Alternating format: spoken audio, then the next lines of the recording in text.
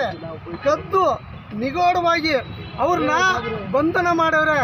ಈ ರಾಜ್ಯದಲ್ಲಿ ಪ್ರಜಾಪ್ರಭುತ್ವ, ಕಾನೂನು, ಸಂವಿಧಾನಕ್ಕೆ ಬೆಲೆ ಇಲ್ಲ ಅಂತ ಮಾಡವ್ರೆ. ಅಂದರೆ ಈ ಸರ್ಕಾರಕ್ಕೆ ಸಂವಿಧಾನದ ಬಗ್ಗೆ ಕಾಳಜಿ ಇಲ್ಲ, ಸಾರ್ವಜನಿಕರ ಬಗ್ಗೆ ಕಾಳಜಿ ಇಲ್ಲ, ಕಾನೂನಿಗೆ ಕೊಲೆ ಇಲ್ಲ. ಇದು ಒಂಥರ ಕೊಲೆಗಡಕರ ಸರ್ಕಾರ. ಒಂಥರ ಹೆಂಗೆ ಅಂತಂದ್ರೆ ಇದು ಕದ್ದು ಆಡಳಿತ ಮಾಡ್ತಕ್ಕಂಥ ಸರ್ಕಾರ. ಒಬ್ಬನ ಕದ್ದು ಒಂದು ನೋಟಿಸ್ ಕೊಟ್ಟಿಲ್ಲ. ಇವ್ರು ಯಾಕಂತಂದ್ರೆ ಇವ್ರು ಏನಾರು ಹಿಡ್ಕೊಂಡ್ರೆ ಒಂದು ಅರಾಜಕತೆ. ಇಡೀ ರಾಜ್ಯದಲ್ಲಿ ಲಕ್ಷಾಂತರ ಜನ ಅಭಿಮಾನಿ ಹೊಂದಿರ್ತಕ್ಕಂಥ ಚೇತನ್ ರಾವ್ನ ಬಂಧನ ಮಾಡಿರೋದು ಖಂಡನೀಯ. ಇಡೀ ರಾಜ್ಯದಲ್ಲಿ ಇವತ್ತು ದಲಿತರು, ಹಿಂದುಳಿದವರು, ಅಲ್ಪಸಂಖ್ಯಾತರು, ಮುಂದುವರೆದ ಲಿಂಗಾಯತರಾಗಿರೋದು, ಗೌಡರಾಗಿರೋದು, ಬ್ರಾಹ್ಮಣರು ಸಮೇತ ಅವ್ರ ಅಭಿಮಾನಿಗಳು ಅವರೇ ಇವತ್ತು ತಿಳ್ಕೊಬೇಕು. ಸರ್ಕಾರ ಕೂಡಲೇ ಏನು ಬಂಧಿಸಿದಿರ ನೀವು ಚೇತನ್ ಅವರ ಕೂಡಲೇ ಬಿಡುಗಡೆ ಮಾಡಬೇಕು.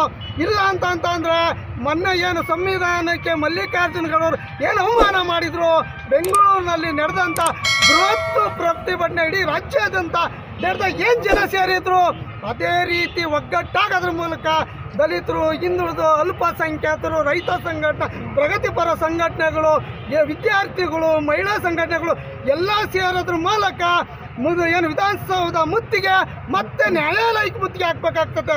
ನ್ಯಾಯಾಲಯದ ಘನತೆಯನ್ನು ಕಾಪಾಡಬೇಕಂದ್ರೆ, ಸರ್ಕಾರದ ಘನತೆಯನ್ನು ಕಾಪಾಡಬೇಕಂತಂದ್ರೆ ಕೂಡಲೇ ಚೇತನ್ ಅವರ ಬಿಡುಗಡೆ ಮಾಡಬೇಕು. ಯಾಕಂದ್ರೆ ಸುಮೋಟೋ ಕೇಸನ್ನು ಹಾಕಬೇಕಾದ್ರೆ ಇವತ್ತು ಸಂವಿಧಾನದ ವಿರುದ್ಧ ಮಾತಾಡವ್ರೆ, ಸರ್ಕಾರದ ವಿರುದ್ಧ ಮಾತಾಡವ್ರೆ, ಇವತ್ತು ಕಾನೂನುಗಳ ವಿರುದ್ಧ ಮಾತಾಡ್ತಾವ್ರೆ, ಹಿಂದೂ ಮುಸ್ಲಿಂ ಕೋಮುಗಲಭೆಯನ್ನು ಪ್ರಚೋದನೆ ಮಾಡ್ತಾರೆ.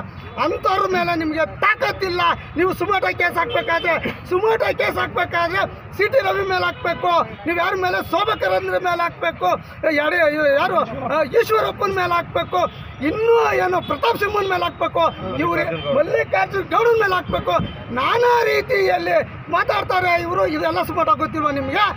ಯಾಕಂತಂದ್ರೆ ಒಬ್ಬ ಹೋರಾಟಗಾರ ಎಲ್ಲ ಜಾತಿ ಜನಾಂಗದ ಪರವಾಗಿ ಹೋರಾಟ ಮಾಡ್ತಾರೋ. ಅದಕ್ಕೆ ಈ ಹೋರಾಟವನ್ನು ಹತ್ತಿಕ್ಕಬೇಕು. ನೀವು ಹೋರಾಟ ಹತ್ತಿಕ್ಕಾಗಲ್ಲ. ಇನ್ನು ಎಲ್ಲ ಈ ದೇಶದ, ಈ ರಾಜ್ಯದ ಜನ ಕೇಳ್ತಾ ಬಂಧುಗಳ ಕೊನೆಯದಾಗಿ ಮಾತನ್ನ ಹೇಳ್ತೀನಿ. ಈ ದೇಶದಲ್ಲಿರ್ತಕ್ಕಂಥ ಪ್ರಧಾನಿಗಳು ಮೌನ ವಹಿಸವ್ರೆ, ಈ ದೇಶದಲ್ಲಿರ್ತಕ್ಕಂಥ ಗೃಹ ಮಂತ್ರಿಗಳು ಮೌನ ವಹಿಸವ್ರೆ, ಈ ದೇಶದಲ್ಲಿರ್ತಕ್ಕಂಥ ರಾಜ್ಯಪಾಲರುಗಳು ಮೌನ ವಹಿಸವ್ರೆ. ಈ ರಾಜ್ಯದಲ್ಲಿ ರಾಜ್ಯಪಾಲರು ಆಡಳಿತ ನಿಷ್ಕ್ರಿಯ ಆಗೈತೆ, ಮುಖ್ಯಮಂತ್ರಿ ಆಡಳಿತ ನಿಷ್ಕ್ರಿಯ ಆಗೈತೆ, ಏನು ಈ ಎಲ್ಲ ರಾಜ್ಯದ ಸಂಪೂರ್ಣವಾಗಿ ನಿಷ್ಕ್ರಿಯ ಆಗೈತೆ. ಕೂಡಲೇ ಈ ನಿಷ್ಕ್ರಿಯಗೊಂಡಿರ್ತಕ್ಕಂಥ ಸರ್ಕಾರವನ್ನು ಎಚ್ಚರಿಸೋಕ್ಕೆ ಇವತ್ತು ನಾವೆಲ್ಲ ಸೇರ್ತೀವಿ.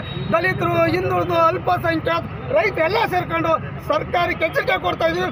ಕೂಡಲೇ ಚೇತನ್ ಅವರು ಬಿಡುಗಡೆ ಮಾಡಬೇಕು ಅಂತ ಹೇಳಿ ನಾನು ಈ ಸಂದರ್ಭದಲ್ಲಿ ಒತ್ತಾಯ ಮಾಡ್ತಾ ಇದ್ದೀನಿ.